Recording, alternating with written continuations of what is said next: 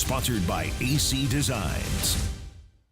Thank you, Chief. I think I was about 43 years younger back when you were in your chiefdom, if that makes sense. Let's take a look at Duval, and then we'll go beyond the picture. So again today, we saw showers and thunderstorms, but really more in the way of thunder showers because they moved at us quicker. They came at us from the west. They didn't converge against the East Coast sea breeze, and that's why most of them have moved through. The winds today not nearly as strong. The rainfall amounts not as heavy. We'll come back to take a look at what it means for the rest of the evening. Let's go back to Beryl. Remember, Beryl, its last landfall was in the Houston metropolitan area, raced north into the Midwest yesterday, and still is an entity with lots of energy right along the Canadian U.S. border there. In fact, look at this. Still right now, there are tornado warnings in northern Pennsylvania and the Empire State.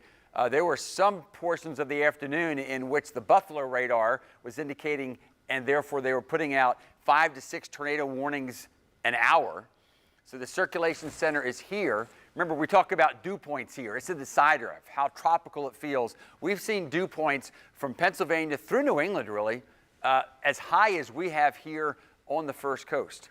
Speaking of the tropics, although certainly this is the focus, just want to let you know, the Hurricane Center is watching an area offshore of us. We do not expect it to become a hurricane. In fact, right now the Hurricane Center is only giving it a 10% chance of even becoming a tropical depression. But I must say, in past decades, if something like this was developing offshore of us in late August and September, we'd be a little concerned, at least wondering if it would become a tropical depression or maybe a tropical storm. Well, the ocean temperatures are like last August or early September.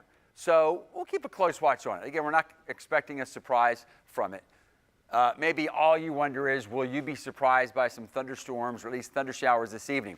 Most of the thunder showers are now decreasing. The last strong wave is now offshore and heading away, but where there's still heat over land, we still have this one cluster here, and that's over Union, Bradford, and Clay, and that's going to drop into Putnam County. Here's another way to look at it.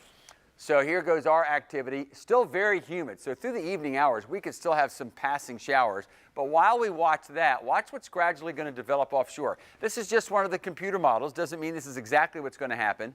But by tomorrow morning, beginning to show some circulation there. And there are some indications that these squalls here could begin to have some winds of gusting of 35 or 40 miles per hour. There's just some indications. We're just saying don't be surprised if eventually this does become a tropical depression.